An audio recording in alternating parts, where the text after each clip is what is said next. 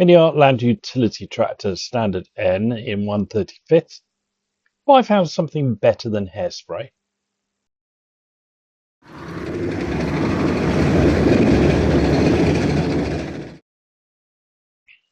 Hi everyone and welcome back to the channel. And if you're new here, it's really good to have you with us. Now, if you've been following this channel for a while, you know that I constantly strive to improve my chipping and to get the chips that I create as realistic as possible. Followers of this channel will also remember that I quite like to use AI.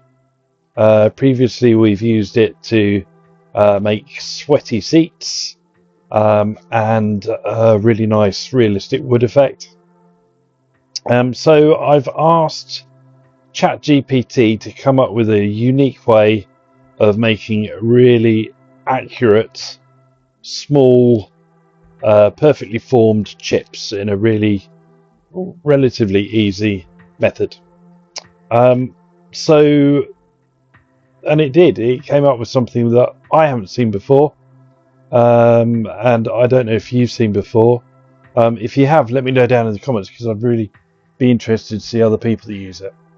Right, let's get on to it. It's quite long, but we'll work our way through it slowly.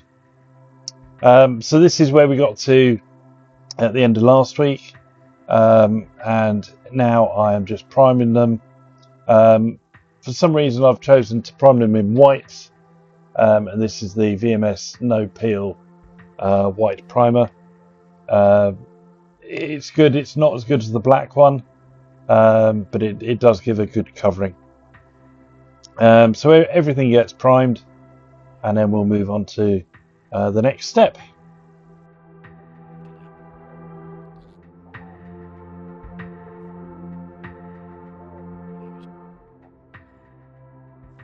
Okay, so once they're all primed and dry, I'm going to come in and base coat all the metal parts, so all the tractor and the wheel hubs, with German camo black brown.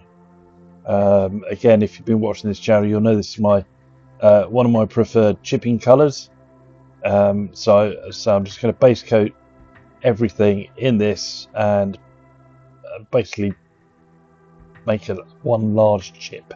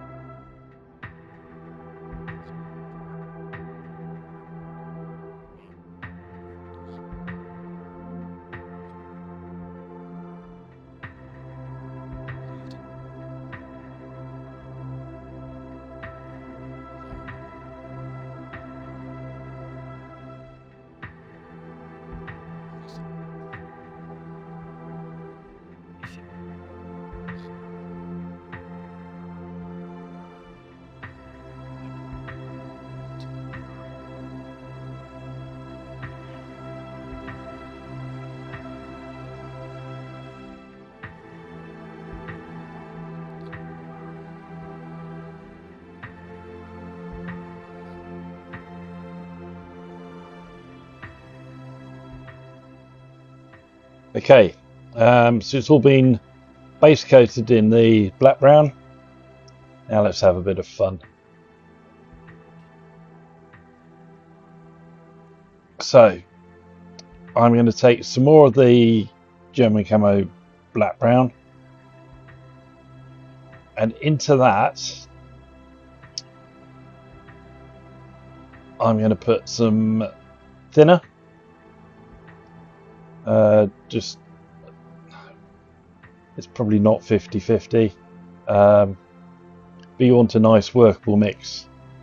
And then into this I'm going to stir some rust pigments. Now it doesn't need to be a rust pigment. It's going to take the color of the paint, but this is what I had to hand. So quite a lot of pigment. I will add a bit more thinner in a minute, but stir that into a paste.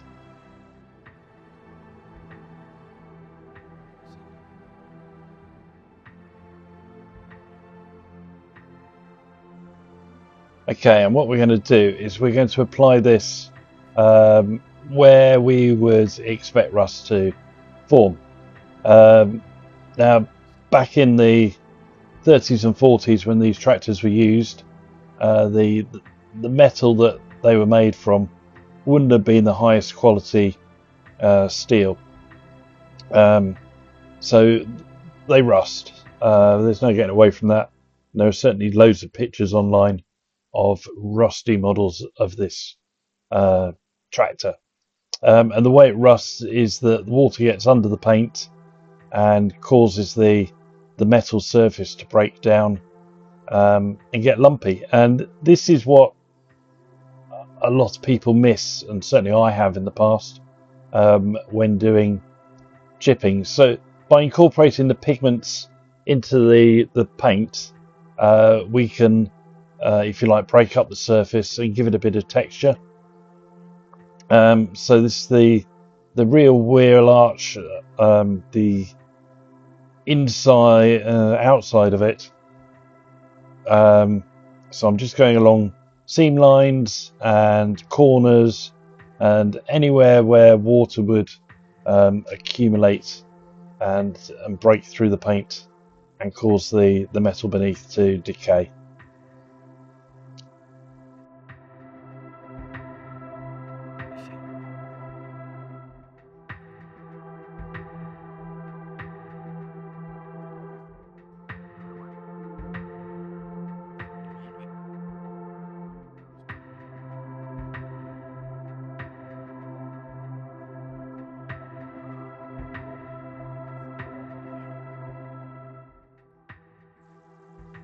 Okay, now the fuel tank on these tractors is a nice flat surface, lots of seam lines, and there are loads of pictures online of these getting really roached out very quickly. So again, round the corners, round the filler caps, and along the seam lines. And you're really just trying to build in some texture as to where the rust will be. We're not going to chip every area. This will give some nice bubbling rust effects under the paint, which we'll leave intact when we do the main coat.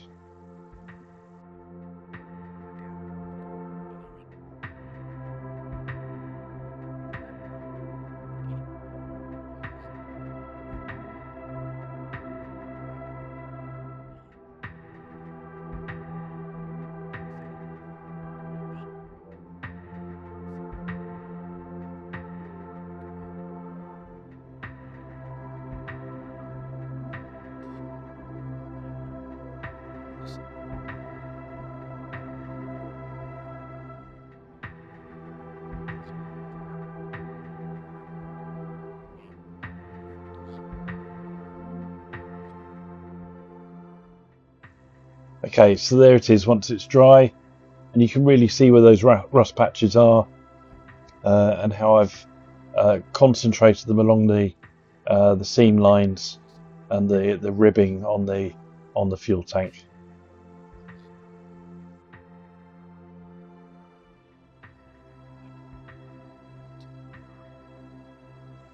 Okay, the next bit is probably the most important part of the process. This is just a layer of VMS matte varnish going down, and this will just protect that surface so we don't chip too far. For someone like me who very rarely uses varnish, this was a bit of a shock to the system.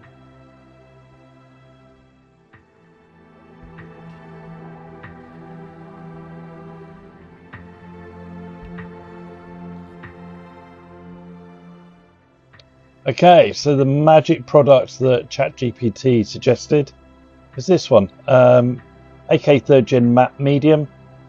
There are others available, and I'm going to thin this down to a ratio of 1:1. So 2 drops of matte medium, 2 drops of thinners,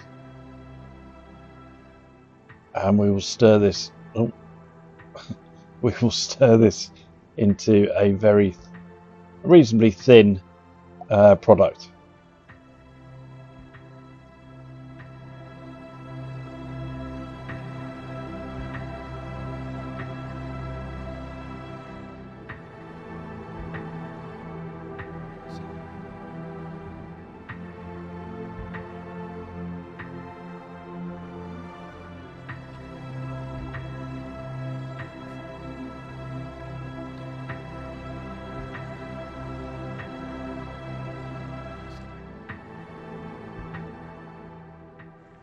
Okay, now what I'm going to do is just apply a really, really thin layer of anywhere where I want the chipping to come into effect. I've masked the front off because that's going to be green. So you can see I'm just tracing over the lumps and bumps that we've already created. Not all of them, as I said before. I want to see some bubbling rust under the paintwork. So I'm just touching this in over the bits where I want the chipping to be. And it really is important to keep this thin. Too much and it will just peel off like acrylic paint normally does with hairspray, where it all goes into a plastic layer that rolls. By keeping this really thin, we can get some really nice authentic chipping effects.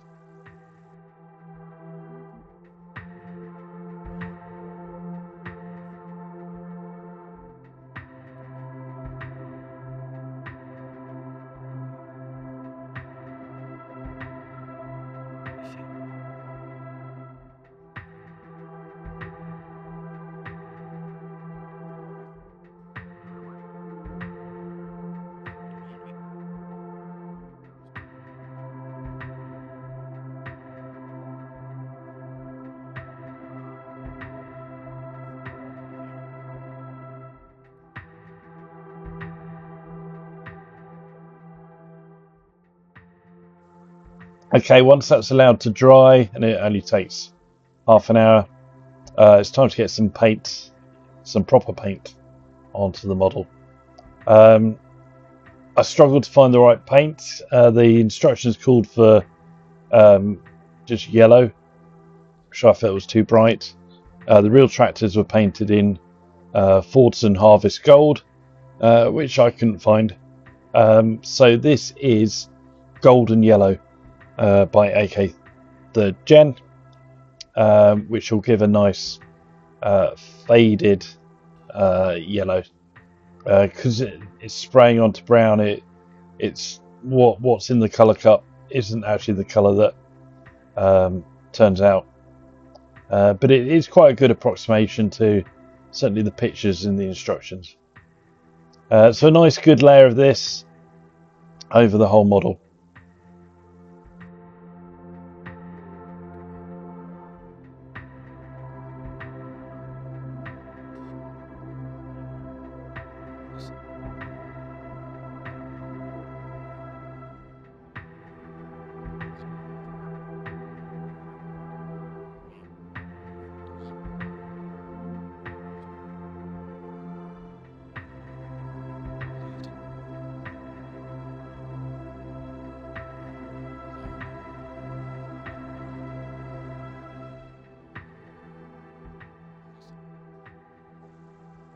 Okay, once that's dry, a little scruffy brush and the tiniest amount of water. You really don't need a lot to activate it. So you can see just dipping in, taking most of it off on the paper towel, and then watch this.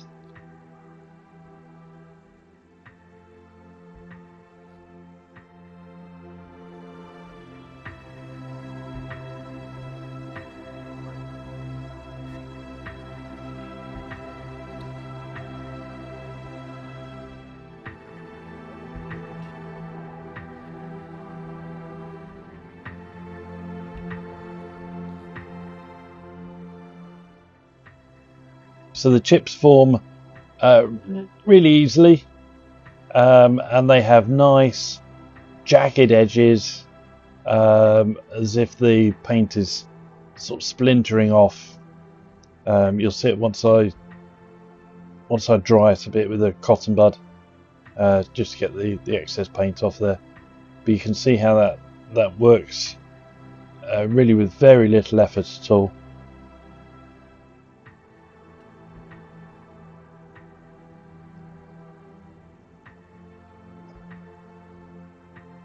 And it's amazing.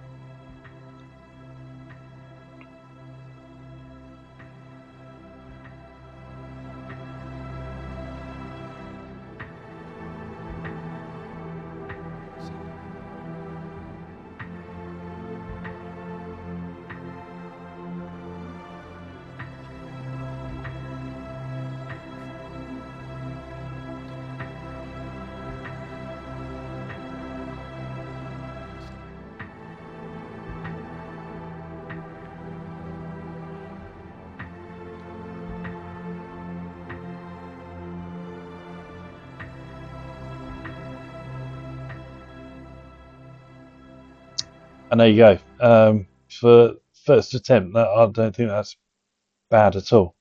It's come out really nicely. There are some bits where it's just the very tops of the pigments are showing, the sort of surface is showing. So it's really, really nice.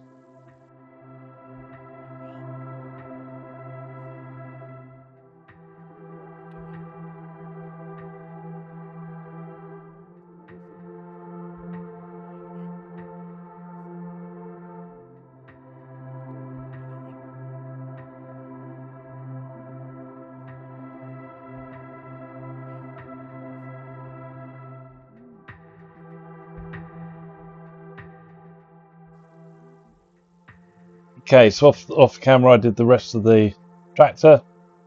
So the wheel arches come out really nicely, and the insides. There's the other one. Again, I've paid attention to the bottom edges and where the rivets are and that sort of thing. I haven't done too much on the open area. Look how good that looks.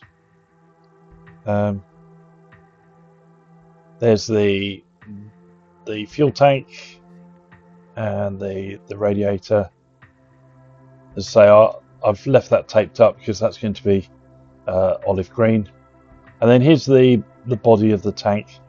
So you can see where the driver rests their feet. Paid attention to that, and the seat.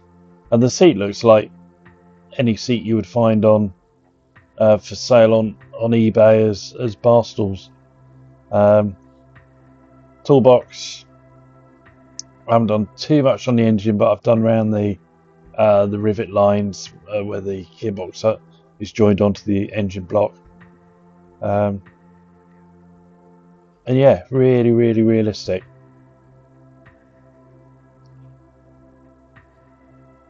Okay. Now, I may have not done a very good job here. I'm going to do it again. So I'm going to paint the whole thing in a very thin layer of matte medium. I have varnished it as well. So a layer of varnish, let that dry, and then another coat of matte medium. And I'm just going to apply this to the fuel tank and to the mudguards.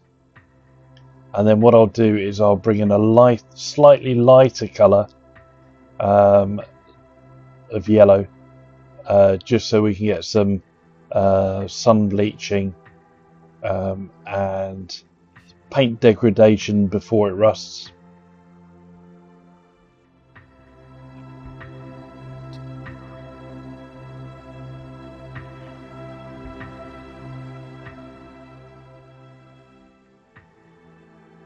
Okay, so this is the same golden yellow with just a couple of drops of off-white in it.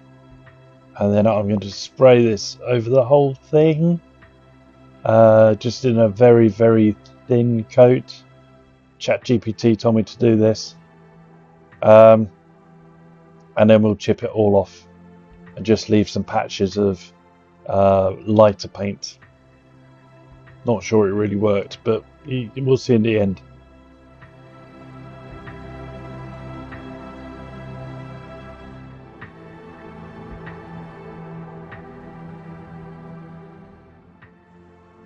Okay, so here's the second chipping process. So we've got to uncover everything that we chipped before, and some of the areas where there was just yellow. It didn't work quite as well as I was hoping, but it's nothing that we can't recover from.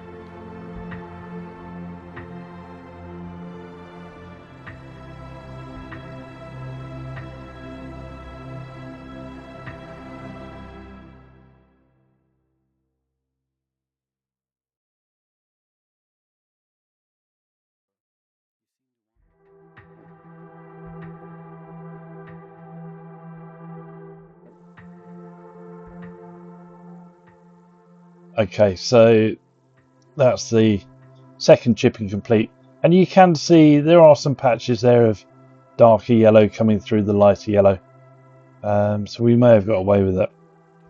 Anyway, there we go, guys. That's where I've got to. So that's everything chipped. I've done the green on the front of the engine cover.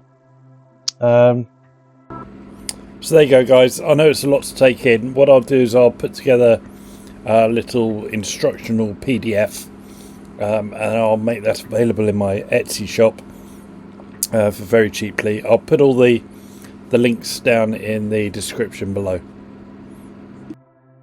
Yes, next week we'll get on to bringing the rust to life with some oil paints, and also we'll start on the weathering with some pin washes and that sort of thing. Thanks for watching.